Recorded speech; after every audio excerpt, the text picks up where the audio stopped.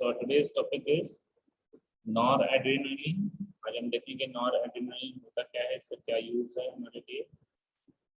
तो लिखा हुआ है it acts as a neurotransmitter between the sympathetic post ganglionic nerves and the organs they innervate. मतलब किसके बीच में न्यूरोट्रांसमीटर्स का काम करता है? सिंपैथेटिक पोस्ट गैंग्लियोनिक नर्व्स और जो ऑर्गन से जिसमें वो हमारा मैसेज ट्रांसफर करना है। ठीक है, तो नॉरएड्रेनालिन एक तरह से न्यूरोट्रांसमीटर्स का काम करता है।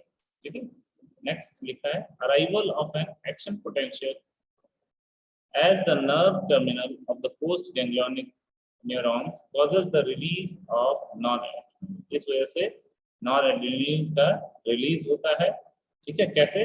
Arrival on the action potential, मतलब कोई भी चीज अगर करना होता है या कोई भी चीज बॉडी की रिक्वायरमेंट होती है कि ऐसा चीज होना चाहिए, तो एक तरह से न्यूरोट्रांसमीटर का काम होता है for transmission of the message that the work should be done out.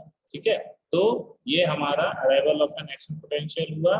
फिर उसके बाद nerve terminal of the post ganglionic neurons causes the release. तो जो हमारा पोस्ट गैंग्लियोनिक न्यूरॉन है वो क्या करता है, ये यही वजह होता है for the release of noradrenaline. ठीक है, इनटू द कहाँ रिलीज होता है? Into the junctional synaptic cleft between the neurons. जो जंक्शनल सिनेप्टिक क्लेफ्ट है न्यूरॉन्स में, वो वहां से नॉरएड्रेनालिन का रिलीज होगा। ठीक है, it is then diffuse across the cleft of the receptors.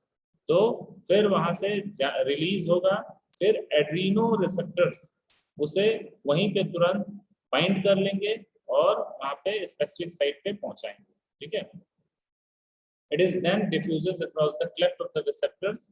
Adreno receptors जिसे कहते हैं cleft of the receptor sites, वही जिस साइड से मतलब एड्रीनो रिसेप्टर्स वो उसे उठा लेंगे। Specifically alpha Adreno receptors on the post junctional membrane of the neuro effector cells, जो जैसे कि स्मूथ मसल, कार्डियक मसल और ग्लैंड्स, यहाँ पे ये ये कहते हैं एड्रीनो रिसेप्टर्स। नाम से ही एड्रेनालिन के जो रिसेप्टर्स हैं वो काम करेंगे और बेसिकली जो अल्फा एड्रीनो रिसेप्टर्स हैं वही उसके ये नॉरएड्रेनालिन को बाइंड करेंगे और वहां पे पहुंचाएंगे। कहाँ कहाँ ये पाया जाता है? ये न्यूरो इफेक्टर सेल्स में, जैसे कि स्मूथ मसल, कार्डियक मसल और ग्लैंड्स।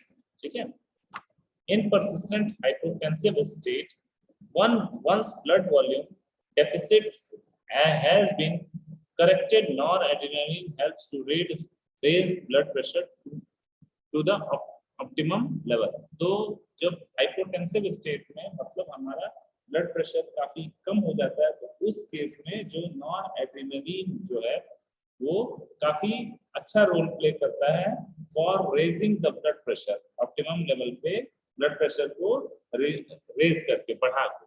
ठीक है, नेक्स्ट बात करते हैं the main therapeutic effect of noradrenaline result from peripheral arteriolar vasoconstriction in the vascular beds. मतलब हमारा क्या करता है, पेरिफेरल आर्टियोलर वैसोकंस्ट्रिक्शन करता है, वेसल्स का कंस्ट्रिक्शन करेगा। ठीक है, both the systolic and diastolic blood pressure are elevated causing the rise in mean arterial pressure.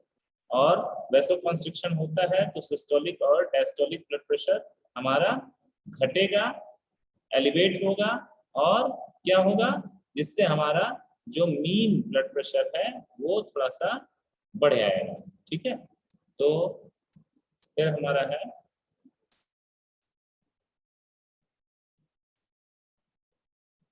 both the systolic and diastolic blood pressure are elevated causing a rise in the mean arterial pressure।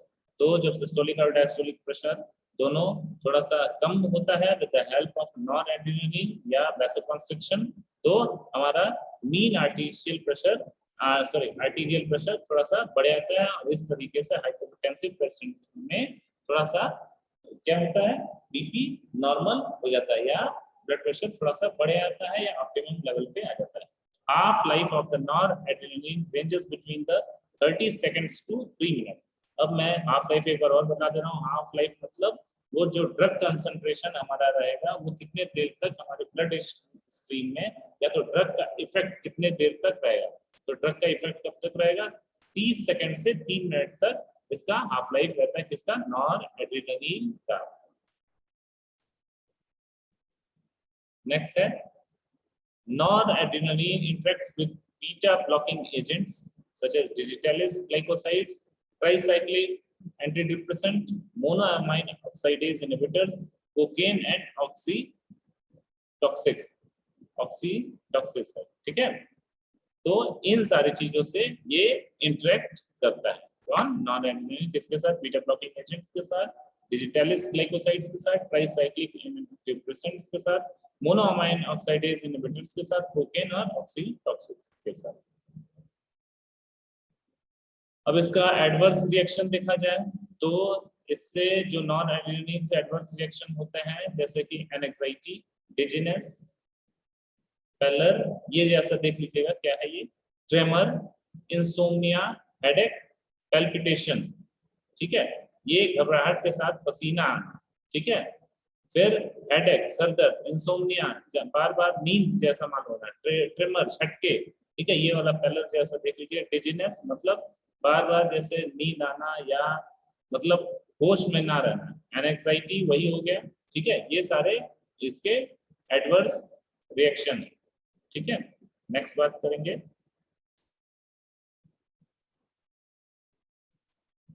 Last, noradrenaline should be used with caution in patient with atherosclerosis, mesenteric and peripheral vascular thrombosis and occlusive vascular disease, metabolic acidosis, hypoxia और hyperthyroidism.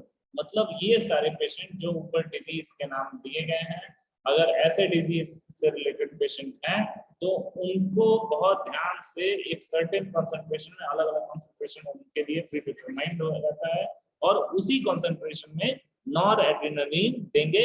या अगर जिस disease में noradrenaline बिल्कुल मना रहेगा उस patient को या उस डिजीज के पेशेंट को नॉरएड्रेनालिन नहीं देंगे. ठीक है. It is avoided in the patient who are hypertensive to sodium metabisulphate. ठीक है, और ऐसे पेशेंट को तो बिल्कुल नहीं देंगे जो हाइपरटेंसिव रहते हैं. किसके लिए? सोडियम मेटाबिसल्फेट के लिए, जो कि which is the preservative in the solution. Noradrenaline में preservative as a preservative use किया जाता है क्या? Sodium metabisulphide. ठीक है, तो this was all about the noradrenaline. In next lecture will discuss adrenaline. ठीक है.